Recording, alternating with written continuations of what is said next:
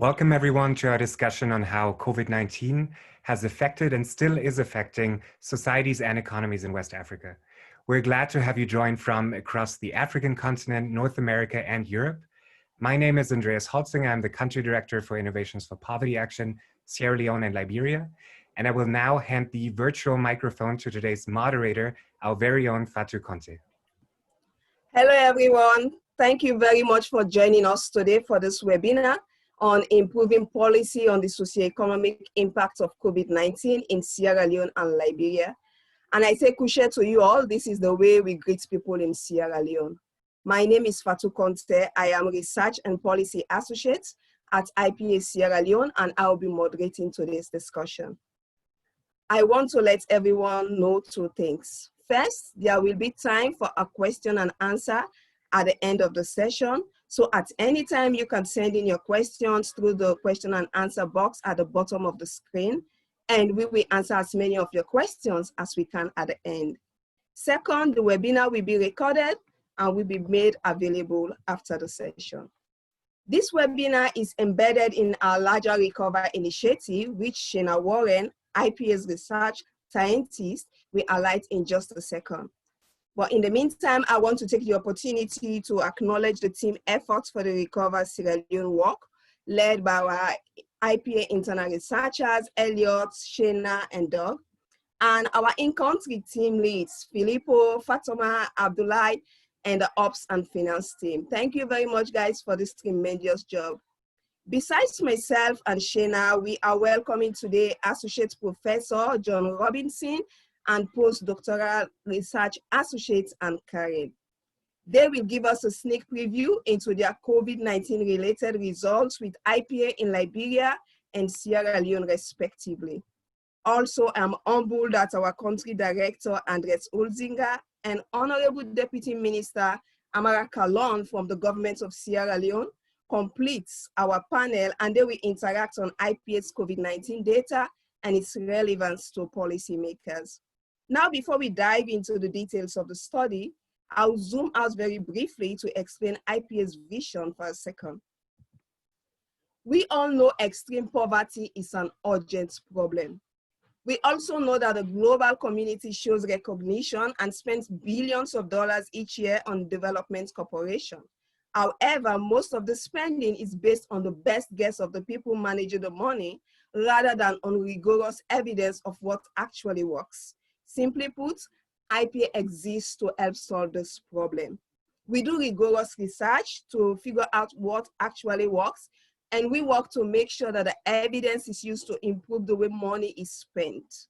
We combine the mindset of socially coined venture capitalists and that of a scientist to pair the willingness to innovate and a rigorous methodology to identify impacts, focusing on those most left behind.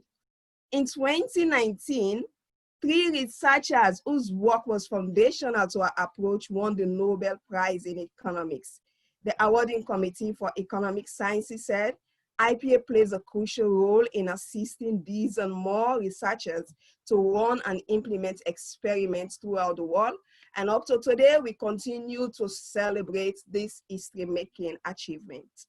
Developing rigorous evidence on different strategies to fight poverty creates an opportunity to make a positive impact. Not only does research contribute to public knowledge, but what we learn can be leveraged to change all that money is spent at scale for the better. While IPA is known for randomized controlled trials, in short, RCTs, we've learned over the years that this is not enough for evidence to be used to improve lives. Our work now has 3 pillars. We co-create research together with the decision makers and practitioners to increase impact. We share the evidence strategically to the right people at the right time, both at the global level like today, but especially at the local level with partners. And we also work to equip decision makers to use evidence to improve lives. IPA works across sectors, from education to financial inclusion and peace and recovery. More than 850 evaluations have been conducted around the world, mostly focusing on the 22 countries where we have a long-term local presence. We don't do any of this alone. We work in close partnership with hundreds of the best researchers from around the world, as well as with partners that are implementing programs. IPS country office in Sierra Leone and Liberia are registered nonprofit organizations and are represented by 20 staff in both capitals, that is in Freetown and Monrovia. For our ongoing AIDS projects, we regularly travel across the districts and counties with a diverse portfolio, including the previously mentioned areas of education, consumer and social protection, as well as health and resilience. And during this COVID-19, we successfully transitioned into conducting phone surveys. Let us now have a more detailed look at what IPA's results show for our RECOVR survey. Shana, over to you, please. Thank you, Fatu. So my name is Shana Warren. I am a research scientist at IPA, as I was introduced earlier, and I'm going to speak a little bit about our Research for Effective COVID-19 Responses effort. So first, our goal is to answer critical policy questions, and we have started the survey across 8 countries. So the RECOVR survey, IPA has built a rapid response panel to directly inform key government partners on the health, economic, and social ramifications of the pandemic. And this is the first start, these 8 countries, including Sierra Leone. The survey is meant to document real-time trends of policy concern and to inform key decision makers and the communities that are hardest hit by the pandemic. We also have worked on COVID-19 economic impact surveys in a joint effort with the International Growth Center, including in Sierra Leone. This survey is measuring the economic impact of the crisis on a variety of agents, such as large companies, SMEs, informal and micro businesses. So what else is the RECOVR effort? It's a portfolio of IPA studies to generate rigorous evidence on COVID-19. So we're rapidly developing more than 80 new individual evaluations related to the COVID-19 response. Some build on existing studies to answer how existing programs under evaluation are impacting people's ability to cope with the pandemic. Others are new studies that have been quickly developed to inform the design of new programs aimed at mitigating the impact of the crisis on health, livelihoods, learning, and other outcomes. RECOVR also includes a global hub that centralizes research and policy lessons and includes over 100 projects at this point. We're collaborating with peer organizations to centralize and share research, resources, and funding opportunities to inform global stakeholders and advocate for more funding to be allocated to economic responses, especially in the global south. We're also advising governments on evidence-based approaches. So over the past 5 years, we've partnered with dozens of ministries in over 15 countries. Almost every partner we have and new partnerships we've just formed has urgent requests and data needs for evidence-informed advice.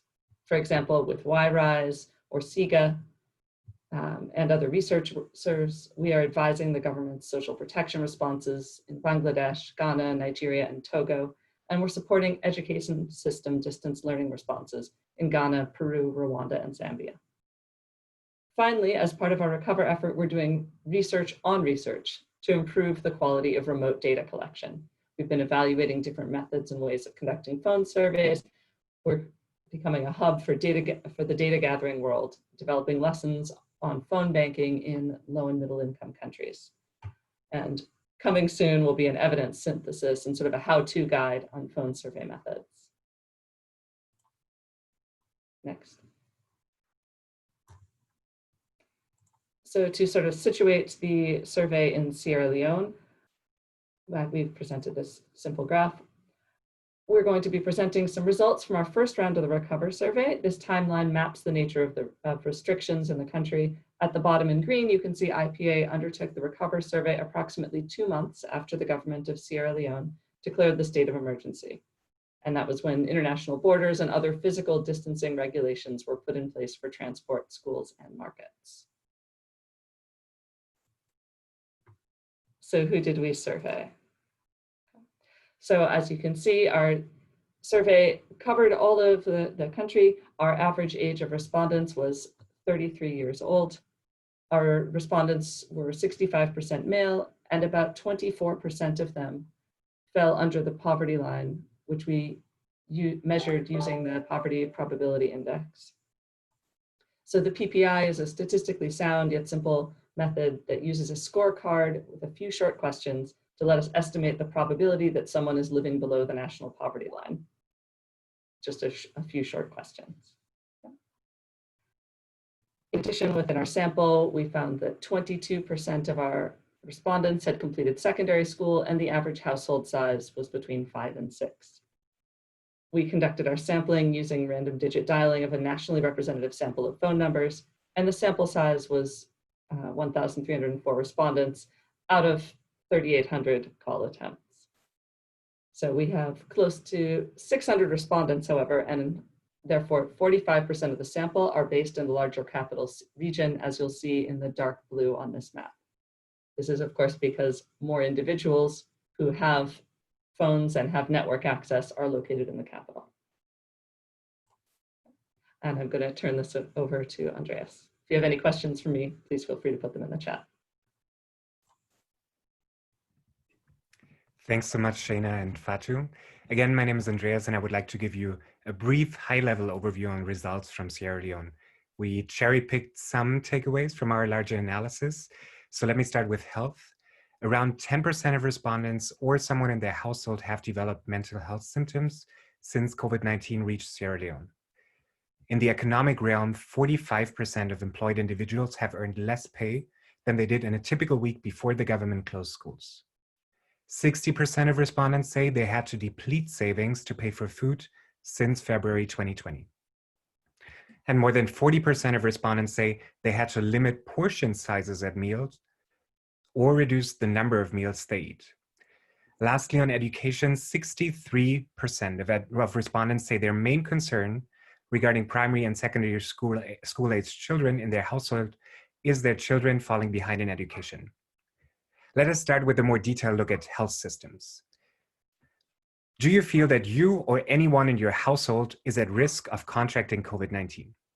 When asking this, 4 out of 5 respondents say they do not feel someone in their household is at risk of contracting COVID-19. When prompted on the rationale, the vast majority, 95%, respond that it is because they are following preventive measures. Men are more likely than women to feel that their household is at risk of contracting COVID-19, while poorer and wealthier respondents have similar feelings. Indeed, for both types of households, the main reason to feel safe is again their compliance with preventive measures. Around 10% of respondents or someone in their household, as mentioned in the overview slide, have developed mental health symptoms since COVID-19 reached Sierra Leone. Poorer households were more likely to report these mental health symptoms. Some more takeaways from the health section. First, 70% of respondents have access to a Veronica bucket in their home or compound. And for those among us who may not know, it is a mechanism where at the bottom of the bucket of water, a tap has been fixed for more accessible and easier hand washing. Poor and non-poor respondents have nearly identical rates of access to the Veronica bucket. Positive is that second, over 80% of pregnant respondents and respondents living with small children have continued to visit community health centers for vaccinations and antenatal care. Those who have not been visiting community health centers cite fear of COVID-19 or lack of time. Third, and linked to this, only 6% of respondents say they delayed or skipped needed healthcare visits since mid-March. Of those who did, half say it was because of concerns due to COVID-19. And the last point for the health section at this point is that 8% of respondents were unable to obtain prescription medications. And here there's no significant difference between genders or socioeconomic strata. Let me give you quick key takeaways for our economic activity and employment data, and 3 that you should note especially here. First, a third of respondents report their businesses or places of work as being closed temporarily due to the outbreak or due to government mandate. Those whose places of work are open with reduced operations, that's 2 out of 5, and only 20% with no disruption whatsoever. 36% of employed individuals have earned less than before the pandemic. I'll give you a second to look at the graphs here. And the last point is that 71% of employed individuals have spent fewer hours working or helping on a family business compared to a typical week before the pandemic reached the country. As per our social protection and financial resilience portfolio in the research design, Nearly 80% of respondents say they had difficulty going to food markets because the price of food was too high. 70% indicate it is because household income has dropped. Here again, poorer respondents are more likely than wealthier respondents to report shortages in the markets and drops in income, high food prices, and they are more likely to resort to selling off assets, depleting savings, borrowing money, and adjusting spending to pay for food since February 2020. When we think about what we heard earlier, poorer respondents are also more likely than wealthier respondents to say they had to limit portion sizes at mealtimes or reduce number of meals. And households with school-aged children are more likely to name these challenges as well. We want to respect the time, hence 2 more points on this section. 60% of respondents say they've had to deplete their savings to pay food, healthcare, or for other expenses since February 2020. And as you can see in the map, in the northern province of Sierra Leone, the districts of Tonkolili, Port Loko, and Bombali are most likely to say they had to do so. Respondents with school-aged children are more likely than those without to resort to buying fewer inputs than planned to pay for food since February 2020. And finally, I'll discuss the implications on education. For both primary and secondary school children, it was reported that 75% spend time on education at home. Not surprisingly, perhaps, wealthier households of both grade levels are more likely to report that children spend more than 2 hours on education per day. I want to end the results presentation with 2 more insights from the education sector.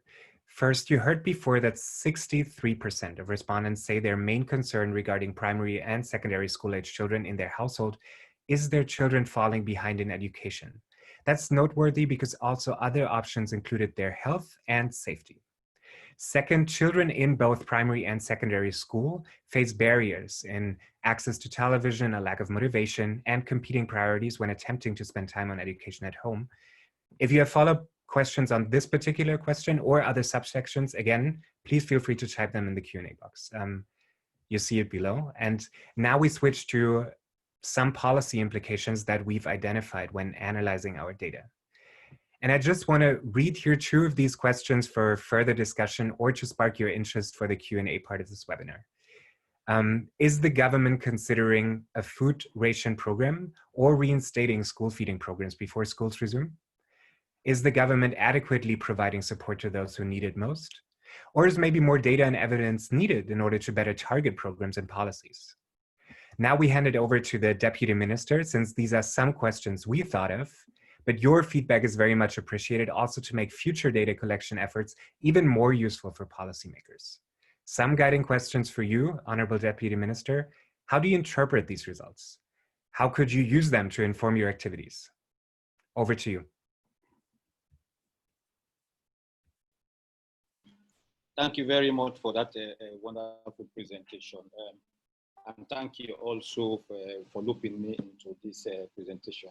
I find the presentation and the report itself together we find very interesting, being that as a government representative here, you know, the findings of the report seems to be in tandem with our anticipated socioeconomic effect of the COVID-19 on our country.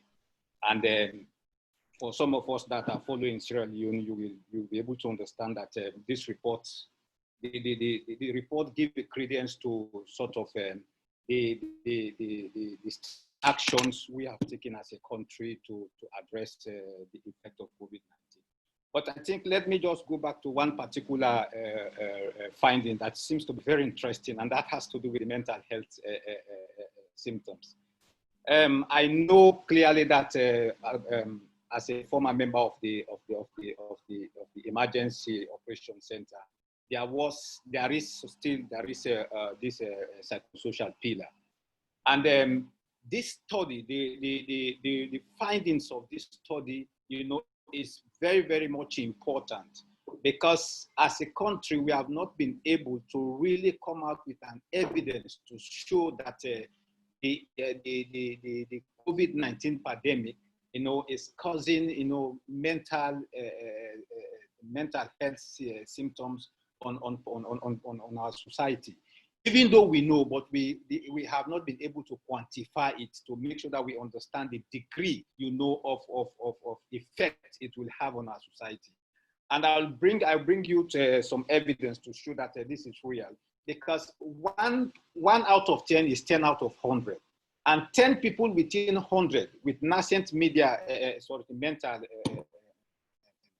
symptom, has the tendency for depression, and that depression can lead to mental disorder. That mental disorder can lead to anger, and that anger can lead to violence. We see across the world, even in the United States, in other countries, you see people are taking advantage of the demonstration, not because they want to demonstrate, not because they are in support of that, but because they are tired of being inside. They want to go somewhere. They don't want to free their mind. They want to get their mind free.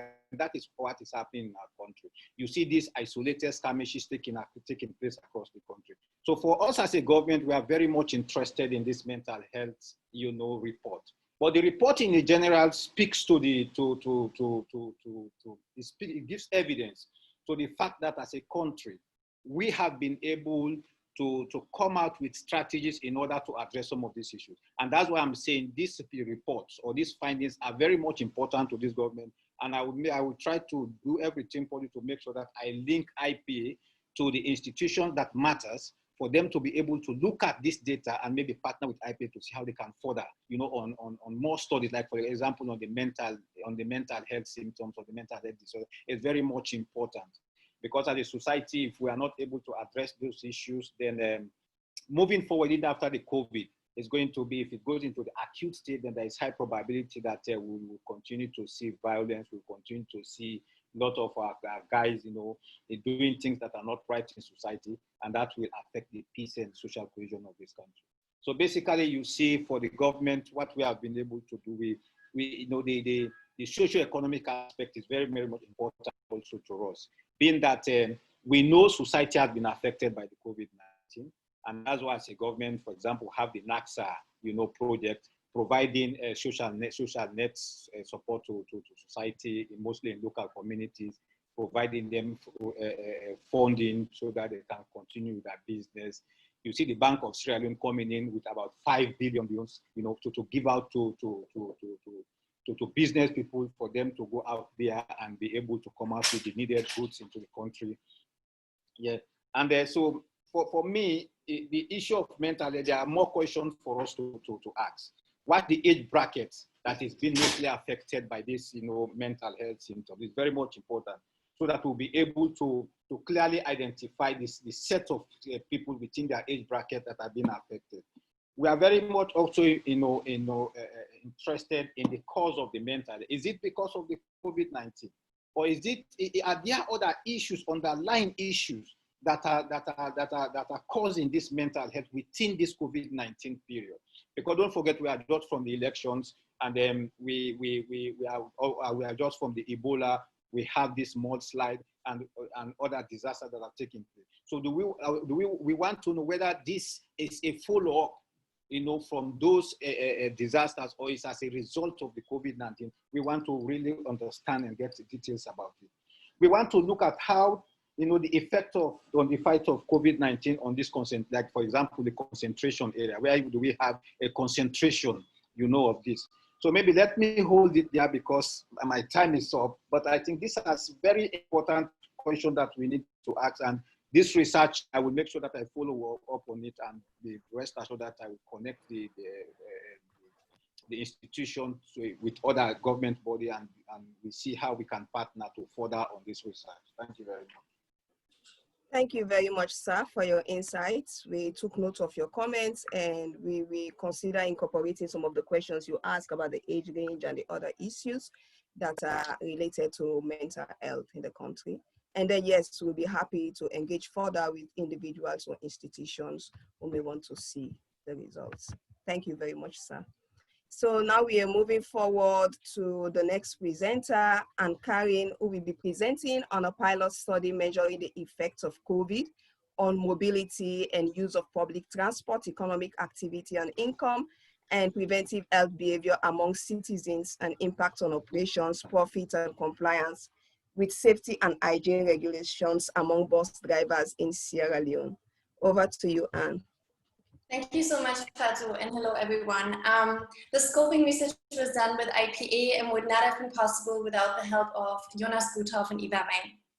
So COVID-19 restricted the operation of private businesses and increased business responsibility for health safety.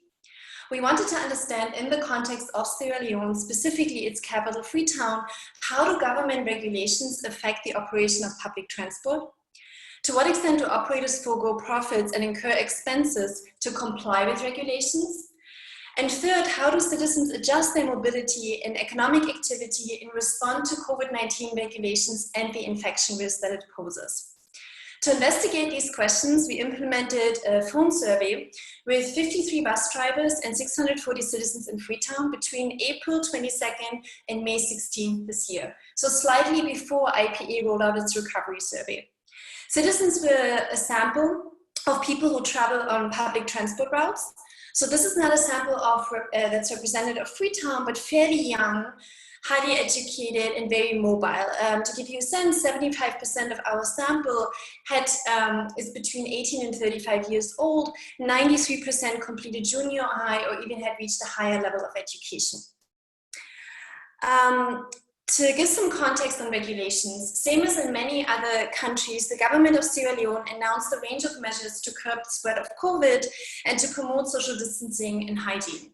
The government announced a nationwide curfew between 9 p.m. and 6 a.m. already in March.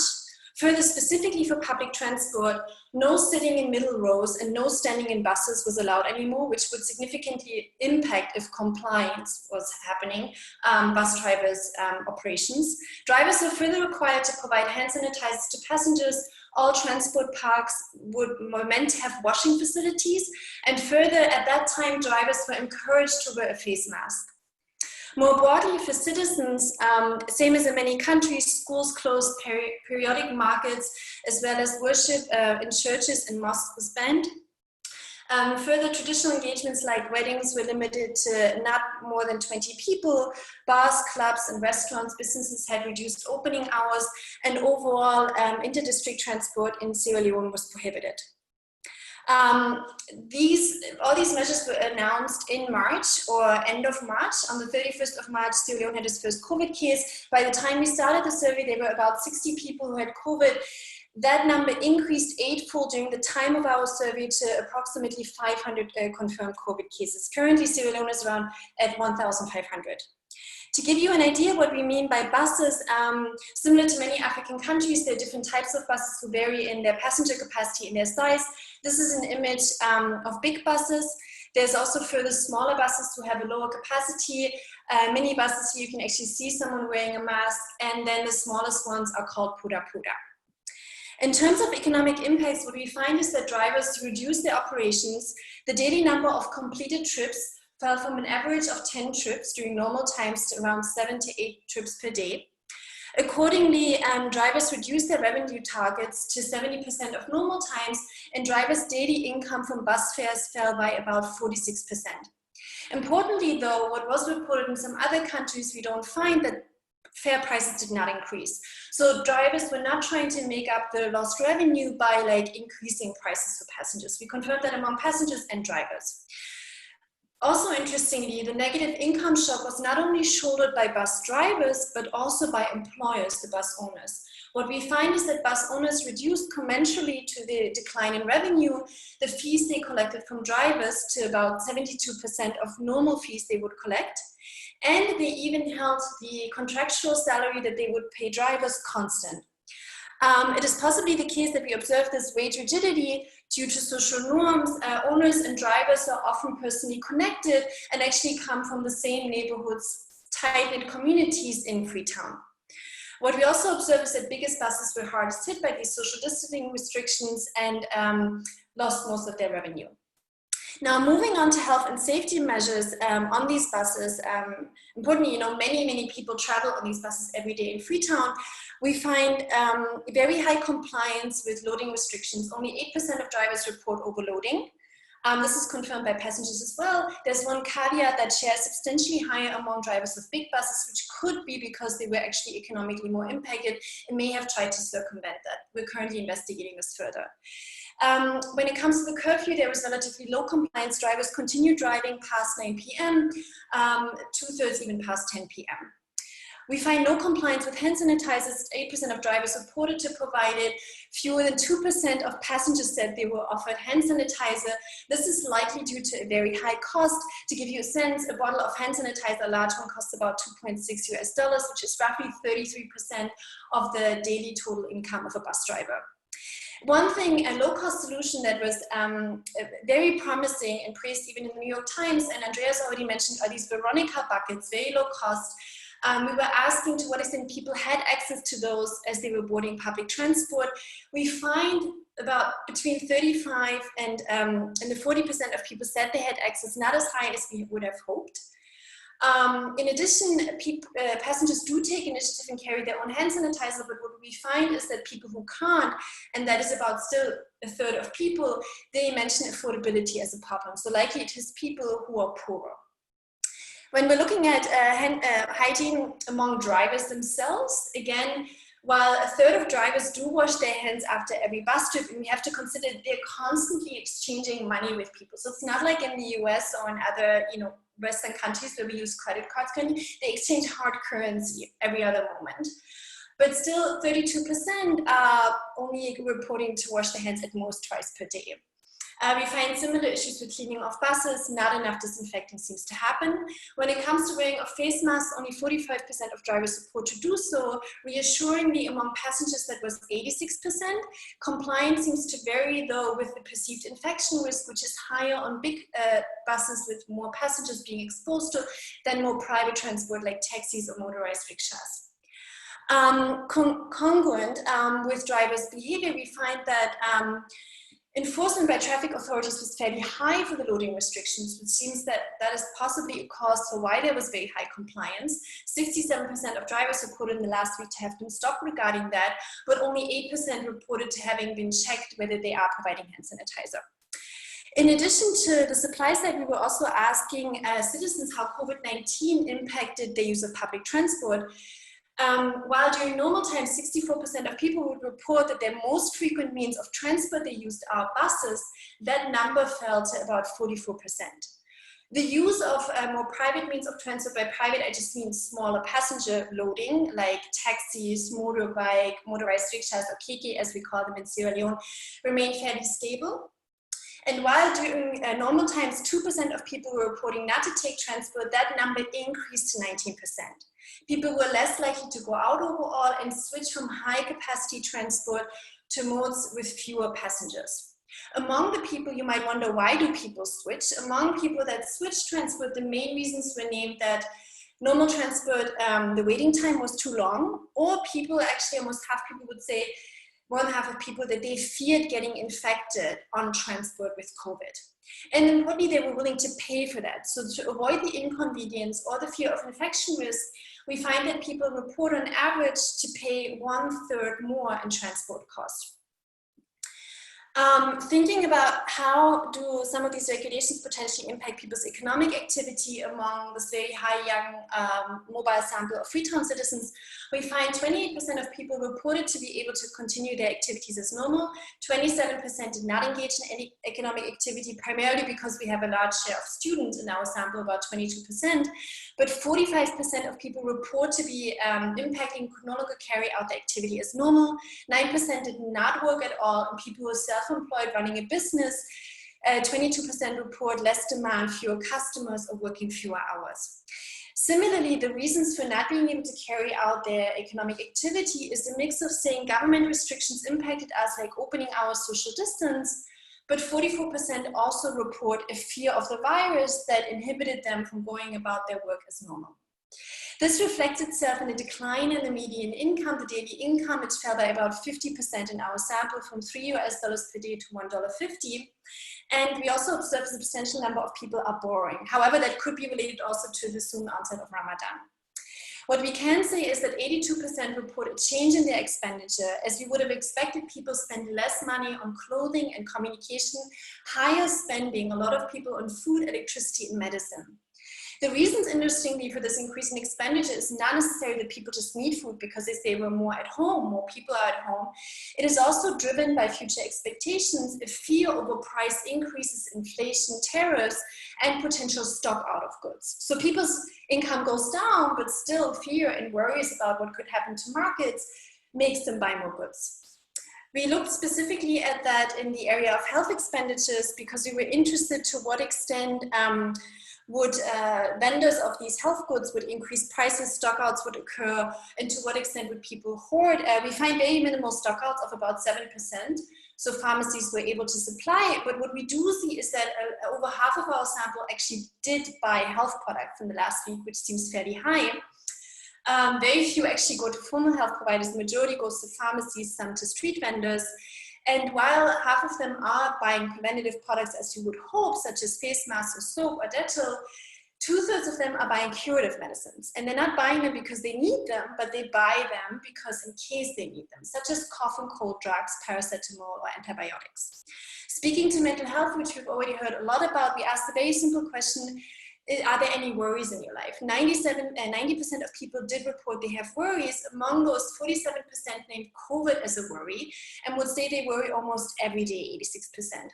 Regular coping mechanisms such as going to church or praying or speaking to friends, this is what people would mention most, as we know, unfortunately not available during the COVID period. And so the question is, how can we sort of provide substitutes for this? Lastly, when asking people, when do you think things will go back to normal? So we asked this question April, May, the majority reported in the same months, or by July, about 70%. We're now at the end of July.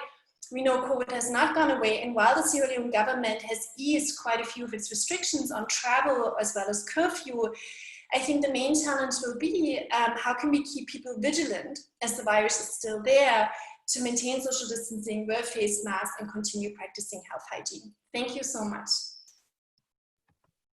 Thank you very much, Anne, for this insightful presentation. Now we will have our final presenter for today, John Robinson, who will be presenting on the results from a phone survey in Liberia and Malawi, measuring the direct and indirect impacts the pandemic is having on the livelihoods, income, and food security of rural households. John, over to you, please. Hi, thank you. Thanks for having me. What I'm going to talk about today is though this is focused on Sierra Leone and Liberia, we also have some results from Malawi from a household survey that we've done. So this is a large project involving many collaborators listed on this slide, as well as IPA, of course. So our, sorry.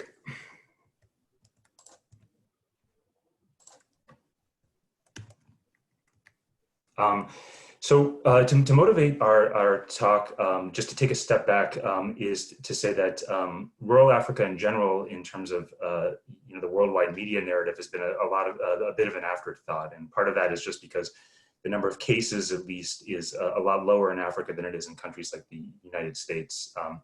On the other, so the impact in Africa has really mostly been through the market disruptions that have occurred. So many of the economic disruptions that have happened in countries like Liberia are just as severe as they are in the United States, but without as many COVID cases. And so our question here is going to be a very specific question, which is, what is the impact of these market disruptions on rural households? So just the key thing is that these are rural populations that we're studying.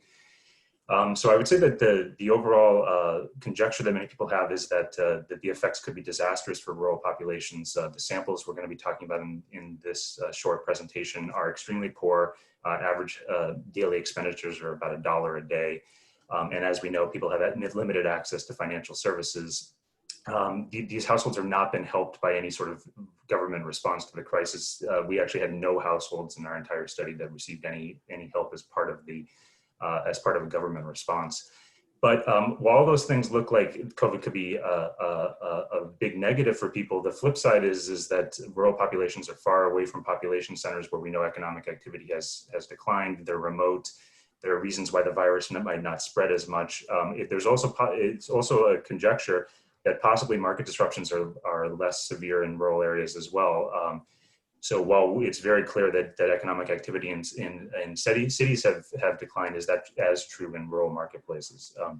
So in both countries, so Liberia had a more intense lockdown than Malawi and continues to have.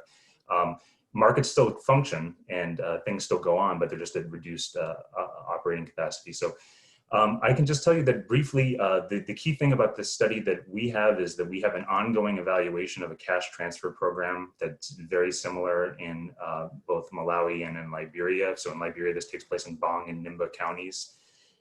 This is an evaluation with the NGO Give Directly, which gives out cash transfers. And so there are a number of experimental details, which I won't have time to get into, but there are treatment villages and control villages. And the key thing for this study is that these villages were selected long ago, 1 to 2 years ago. They're not representative necessarily, but they're not, so they were chosen for various reasons like access to roads and things along those lines. But in general, they look very similar to what a lot of villages I think we'd expect to see. So while they're not totally representative, I don't think they're that atypical either.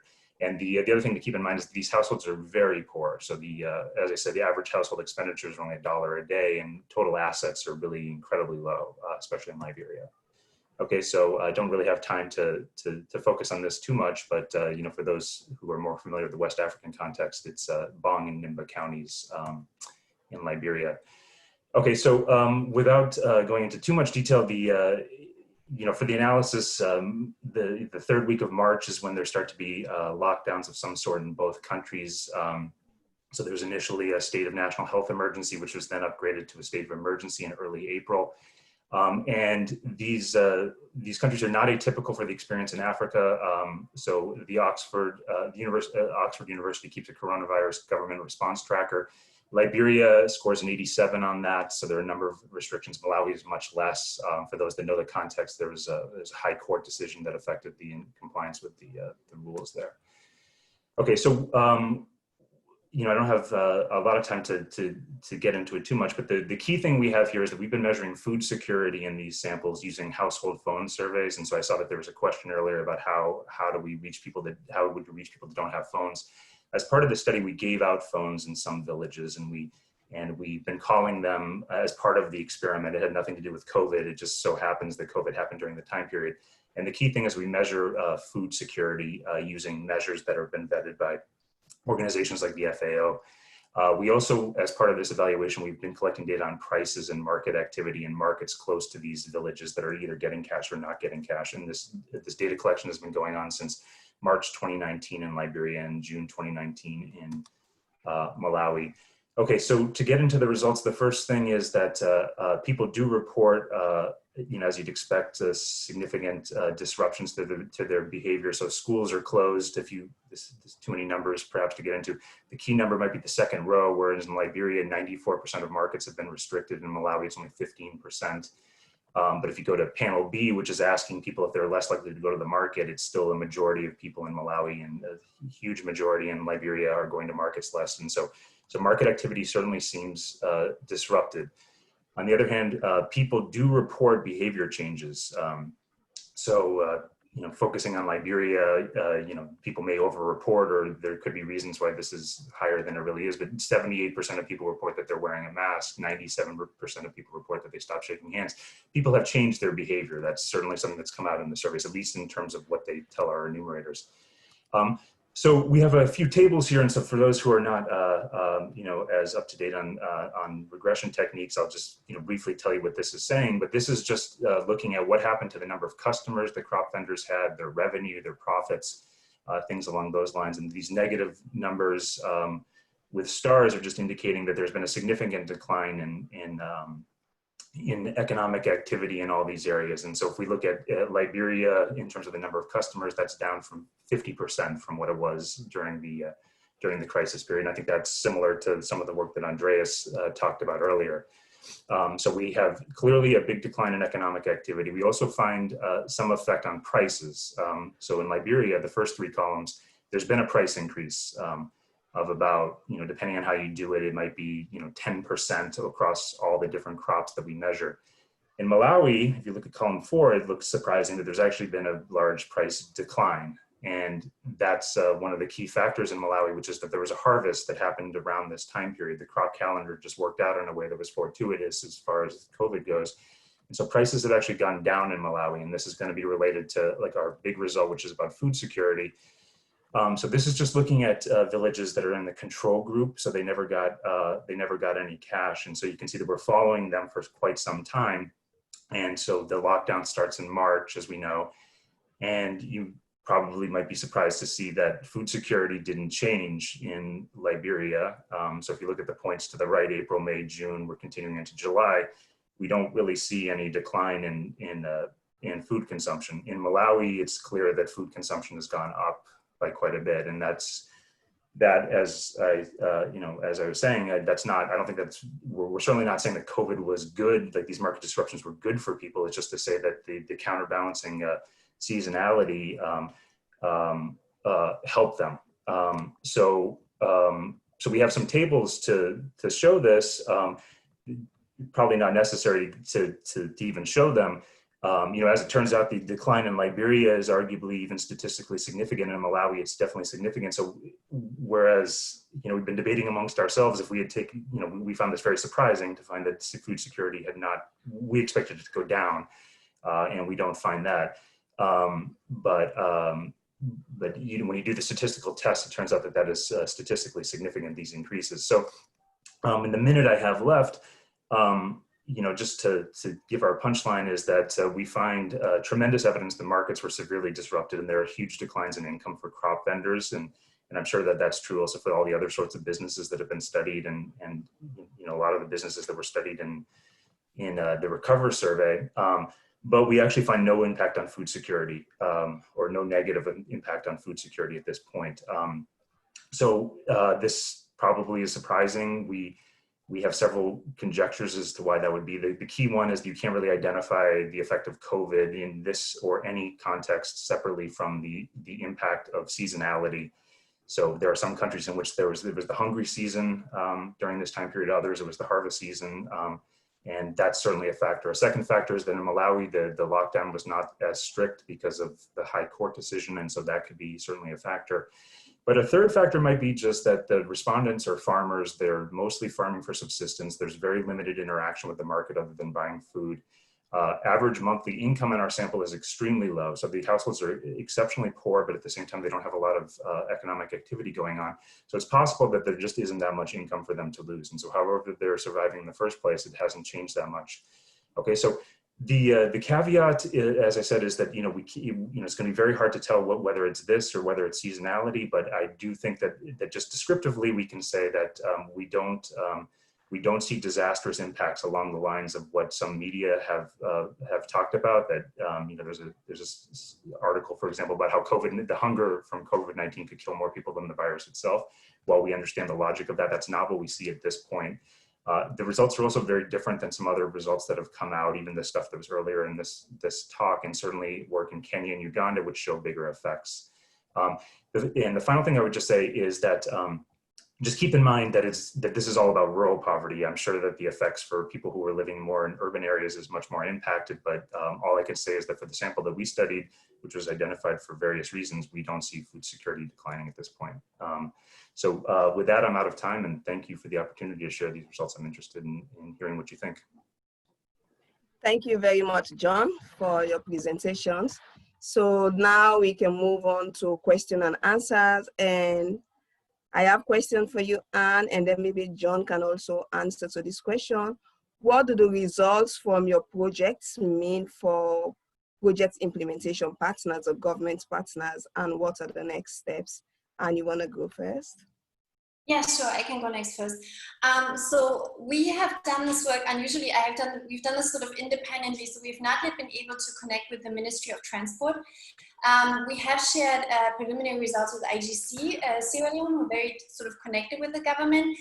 We just finished the analysis. The next step would be very cautiously sharing this pilot data we have so far, and then ideally see if there is appetite for building a partnership, as we would probably want to think through for, as COVID remains and future pandemics, it was similar with Ebola, how can we build a more robust and safe public transport system where these sort of health externalities can be mitigated? Thank you. John?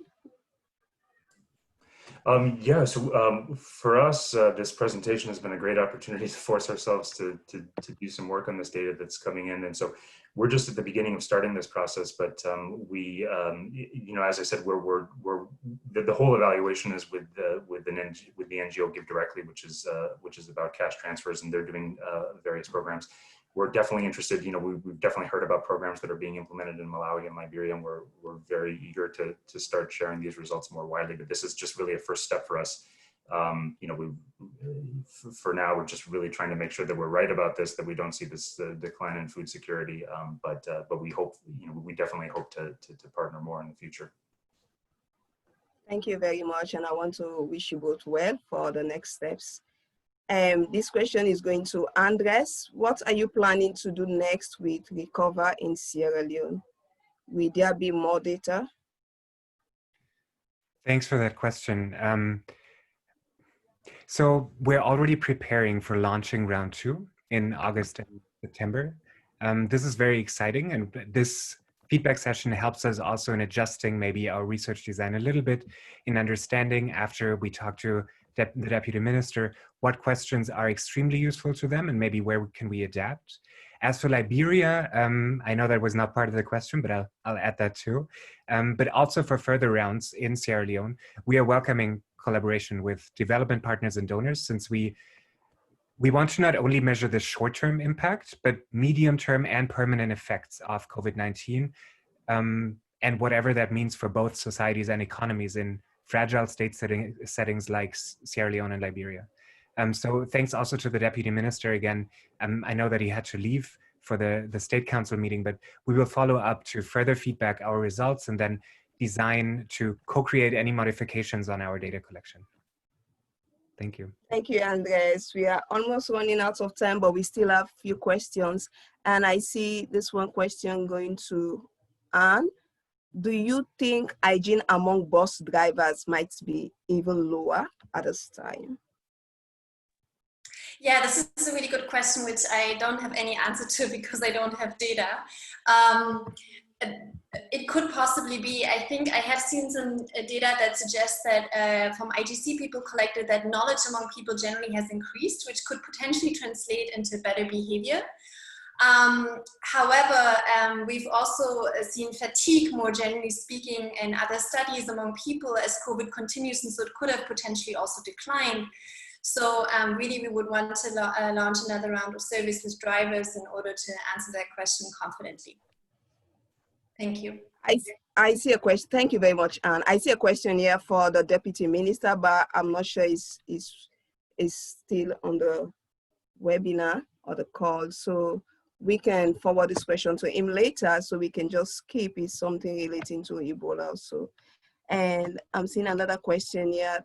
My thinking is that the global impact, once COVID does increase in LMICs, is huge. Should I rethink this somewhat based on the proportion of rural population, which is in itself protective? So maybe like John or Shana that did the household surveys may want to answer to this.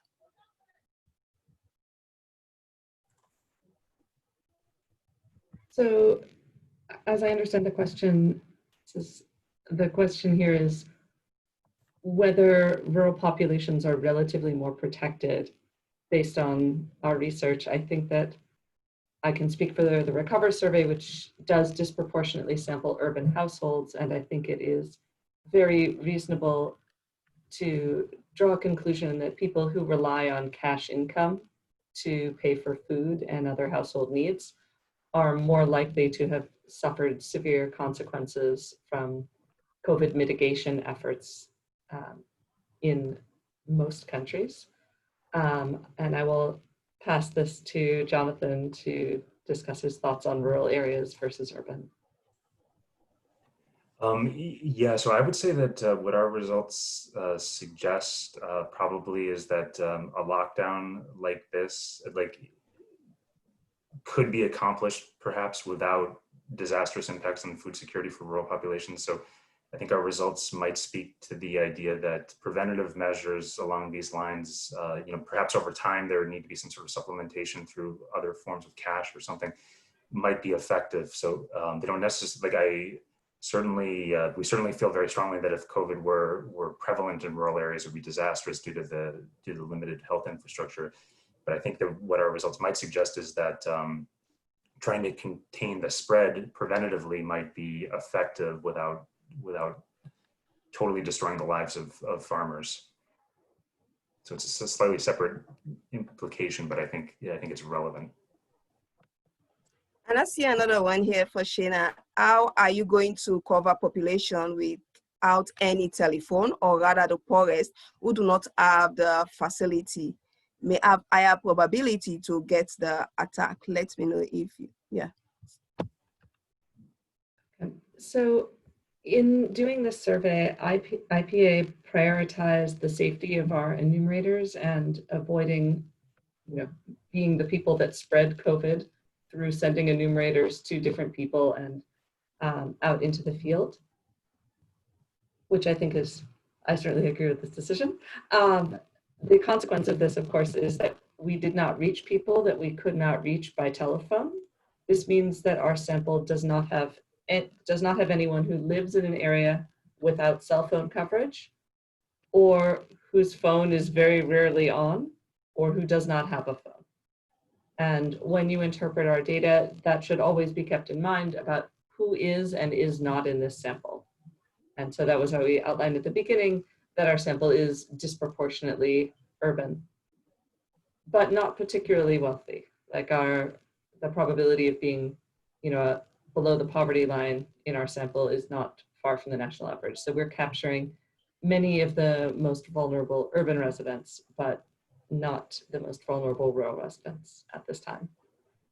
When things become safer for doing rural face-to-face surveys, we look forward to getting more information there.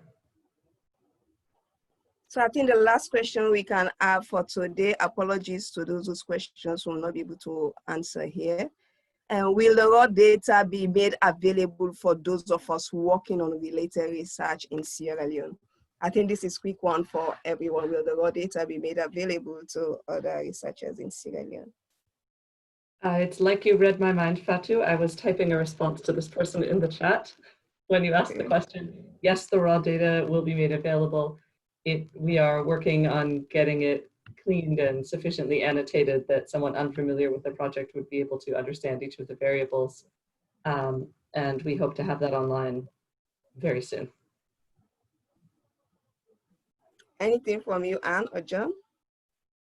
Yeah, I think we currently have it on GitHub. It's not yet public, but that is the aim. So we're working towards transparency and being able to share this data. Yes, in the next few months. Anything from you, John? Yeah, and for us as well, we're interested in sharing. We do have, this is part of a big evaluation, so there's going to be a few more steps and there's funders involved and so forth. But in general, for sure, we were very interested in sharing the data.